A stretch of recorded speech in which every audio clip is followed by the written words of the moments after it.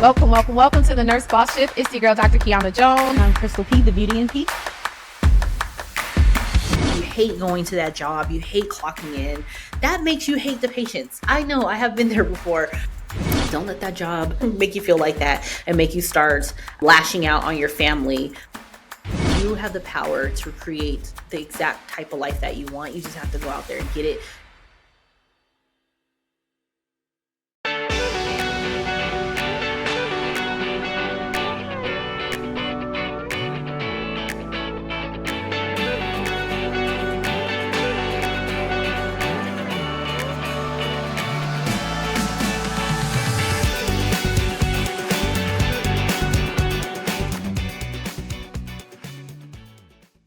Hey, and welcome to another episode of the Nurse Boss Shift podcast. It's your girl, Christal P, the Beauty and P, and I am here with another episode. It's a solo episode this time, and I wanted to pop in and to check in on my nurse friends out there and see how you all are doing and just give you some more support with mental health and with burnout, and to just remind you that it is real. What you are feeling is real.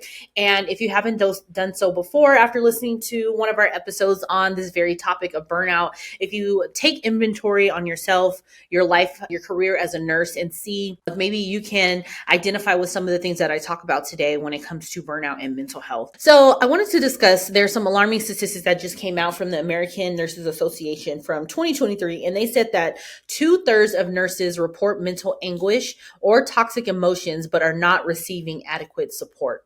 So if nurses are struggling, then how does that affect the patient care that we give? So we all went into nursing to help others, right? We saw that nursing is a career where we can help others have a good schedule, to pay, all the things that they highlight about being a nurse, right? But what we don't account for, or what we probably didn't account for, is the burnout, and probably also now in this day and age, how fast we would become burnout in this career of being a nurse.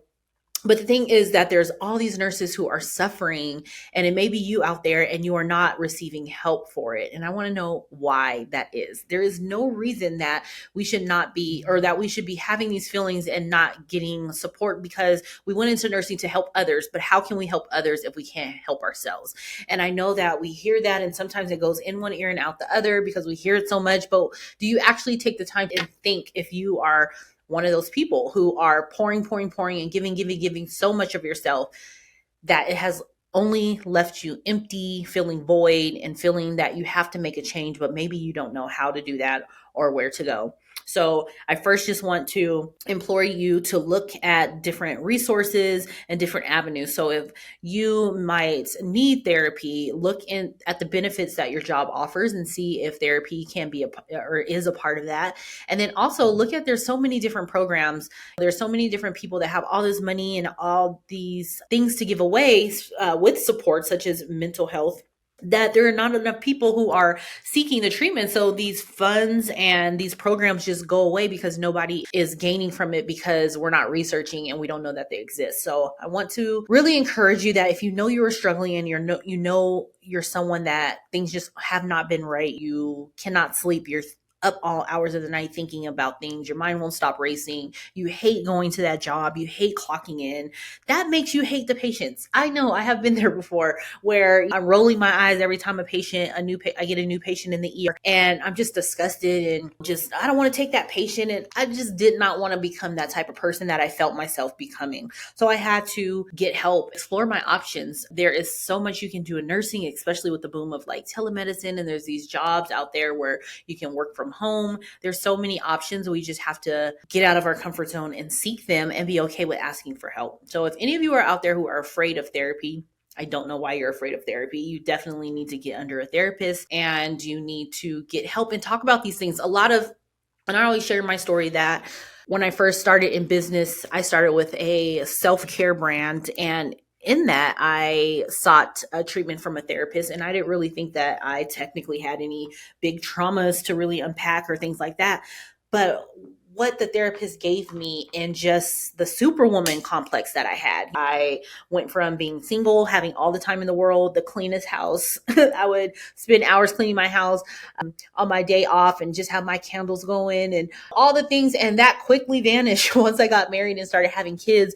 And that was a psychological shift, a mental shift that I was not prepared for. I didn't know that my house not being sparkling clean anymore was going to affect me mentally. I didn't know that having to be on a schedule or having to answer to other people was going to affect me as much as it did, but it did. And I was able, luckily, I had started therapy right as I had my first child. So luckily I did that for myself, and I thought I was doing it for my audience. I thought I was just, let me practice what I preach and just go to this little therapist and see what she has to say. But I really ended up getting so much out of it, and just knowing that I cannot judge myself by the old person that I was. I cannot judge married Christal with 2 small kids, trying to run 2 businesses and work. I cannot judge her off of single Christal working 2 to 3 days a week, living her life free.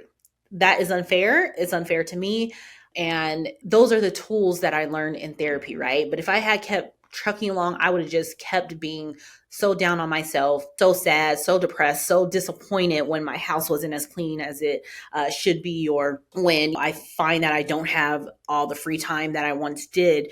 But if I would have kept going like that, plus working in the ER, I would have been the one being checked in. So things can get deep really quickly. So I just say all that to say that therapy is great. You may not think you're going to get anything out of it, but just go. And therapists are just like doctors, just like medical professionals. If you aren't feeling your doctor, please change. If you aren't vibing with your therapist, please change and get up under someone new. But there are programs that can help you with therapy. So I just want to encourage, if there's any listeners out there, new or old listeners, who needed this push and needed this talk to really seek treatment for therapy for the thoughts that go on and race on in our head, and the way we internalize these things and start making them about us, right? Like, am I a good mom? Am I a good nurse? Am I a good citizen? We start internalizing these things and getting down on ourselves, when really it's all outside factors that are influencing the way we feel. We just need the tools to know how to be able to differentiate of what's real, what's fake, what negative things are just coming in our minds that are not true,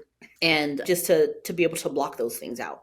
So next, I want to really also talk about the personal consequences that burnout and depression and just being really feeling broken can have. And that's not just on you as the nurse, but it can extend beyond the workplace and start affecting, your personal relationships, your overall well-being, how you show up to your family, how you show up with your kids. We all know that we can get very stressed, and then we start, fussing. And that's not something that our kids should have to deal with, especially when those things are coming from job. Don't let that job make you feel like that and make you start lashing out on your family when you know that you shouldn't be, or that it's not kind to them, but you really don't know what's going on. And actually, me and Dr. Jones are going to do an episode on one of my most favorite things in the world now, and that's hormone therapy, because I have benefited from hormone therapy myself.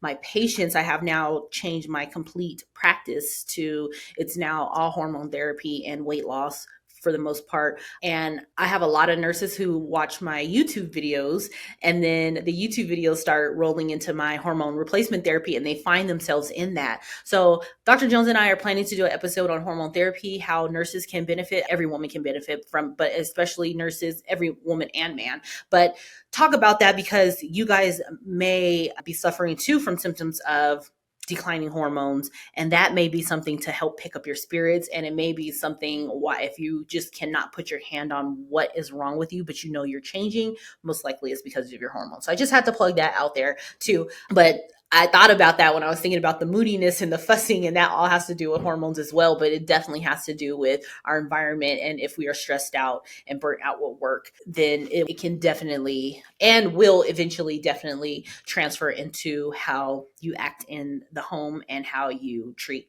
those you love, your family. So I also want to remind you all to get in your self-care. I'm always going to say that. Do something for yourself. That could be like anything that is a moment of peace and reflection where you can be and just sit. If that is washing your hair, if that is taking a walk, just make sure you do something for yourself. If that is working out, and do it, and just plan it and stick to the plan. That's all you have to do. But you have to plan it, because if you're waiting for time to make time, it will never make time.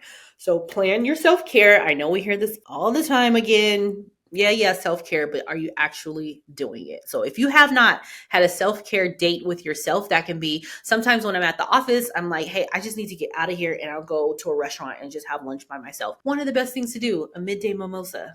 Go do that for yourself. Take yourself out to lunch, take yourself out to dinner, and just have a great time with yourself and get some self-care in. Also, sleep habits. I also do per diem, as you all may know, at the hospital doing weight management. And I bring that up to say I see lots and lots of people the few days that I'm there. So I am aware what most women are going through, and we are not sleeping.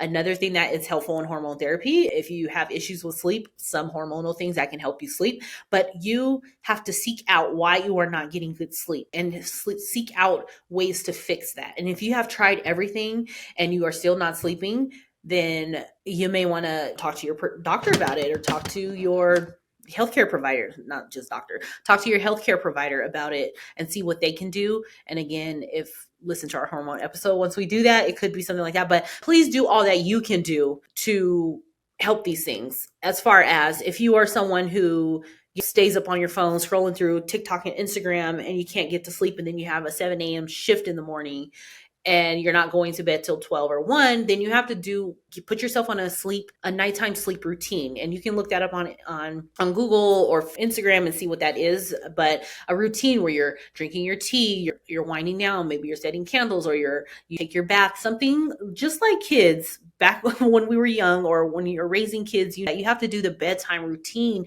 so they can wind down, and so their brain will know that it's time to go to sleep. So those are the same things that you have to do with your sleep. If you are someone who is no energy and you cannot lose weight, no matter what you try, and you are not sleeping, I guarantee you, if you really start to work on your sleep, you will see some changes in your weight loss and how you're feeling with energy when it comes to energy. Okay. So sleep is very important. Sleep should be I would say sleep is probably more important than you even starting a self-care routine, because you have to get sleep. If you're not getting sleep, nothing else is going to matter. So please, if you do not have issues with sleep and you have not started to give yourself a sleep, I keep wanting to say a self-care routine, a sleep routine, please look that up and put yourself on a sleep routine so that you can start getting better sleep and make it a habit to get better sleep. You have to shut things off. You have to tell yourself no. You have to turn that phone off. You have to do whatever it is to ensure your body has 7 to 8 hours at night to recover. Otherwise, nothing is going to work properly in your body. Attention, aspiring entrepreneurs in the healthcare industry. Have you ever dreamt of starting your own successful IV hydration business? Well, your dream is about to become a reality. Imagine a business where you can make a difference in people's lives while building a thriving venture. We're excited to invite you to a free webinar that will unlock the secrets to launching a successful IV hydration business. Join us for an exclusive event where industry experts will share invaluable insight on the essential steps to launch your IV hydration business, building a 6-figure business from scratch, navigating the challenges in the healthcare entrepreneurship journey. But that's not all. Attendees of the webinar will get a sneak peek into our comprehensive IV hydration on-demand course. Discover how this course has empowered others just like you to turn their passion into profit. Picture this: lifetime access to in-depth video trainings, business strategies, SOPs, and exclusive bonuses that can catapult your success.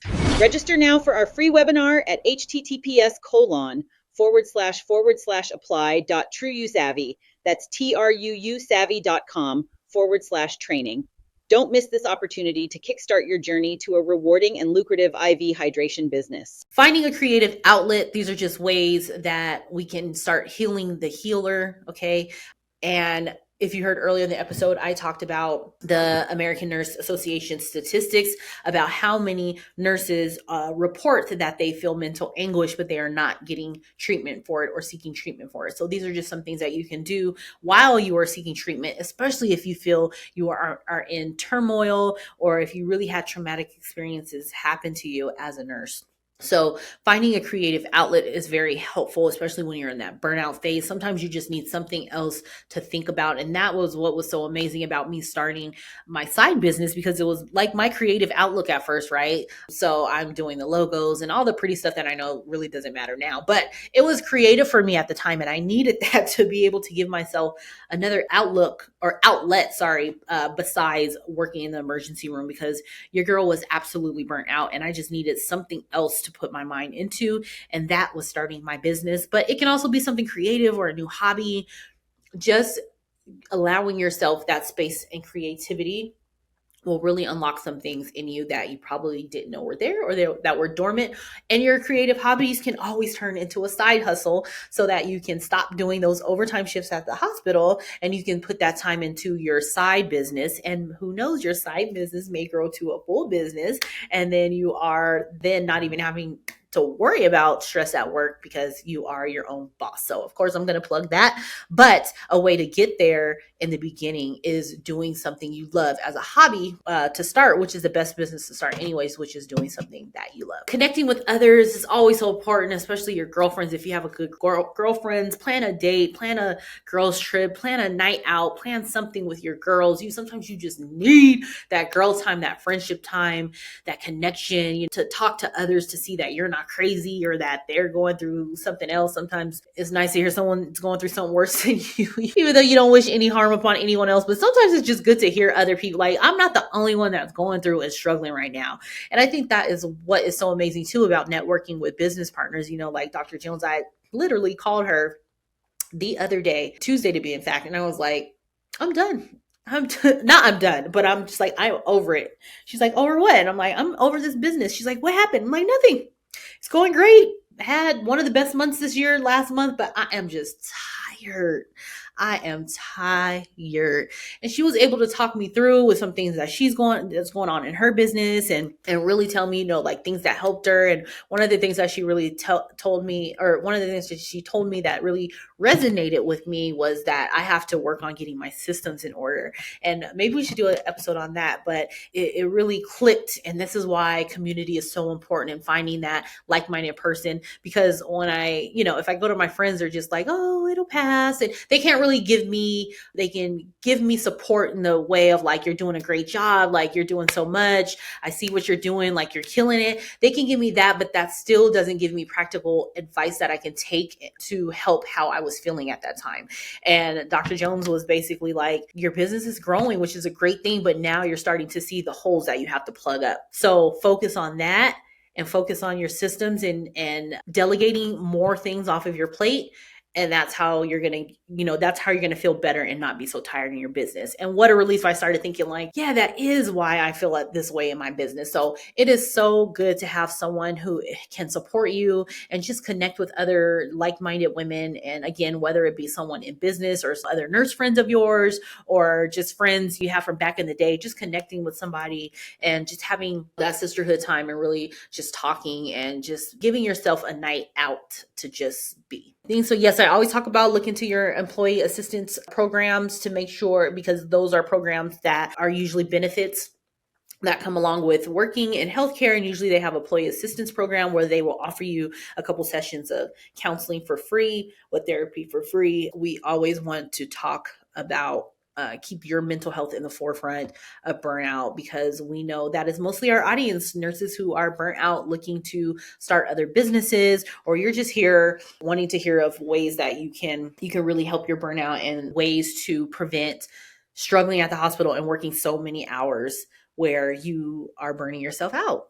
5 to 6, 12-hour shifts a week that some of our clients work. I don't even know how you guys do it. I really don't. But if that's what you want to continue to do, continue to do it. But if you're continuing to do it and you're suffering behind it, then I implore you to please seek out treatment and help, at least something to balance that go and work and stress. You really need something to balance that out, so that mental health doesn't suffer.